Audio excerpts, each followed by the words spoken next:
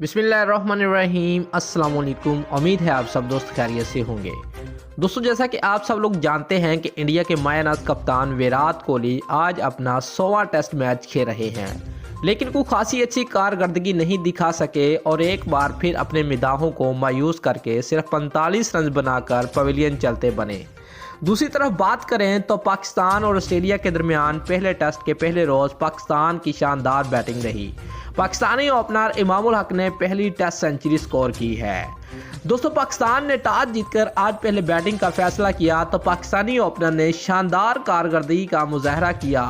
ताहम 105 रन पर अब्दुल्ला शफीक 44 रन बनाकर पवेलियन लौट गए। उसके बाद इमामुल हक ने अजहर अली के साथ मिलकर अपनी इनिंग को आगे बढ़ाया।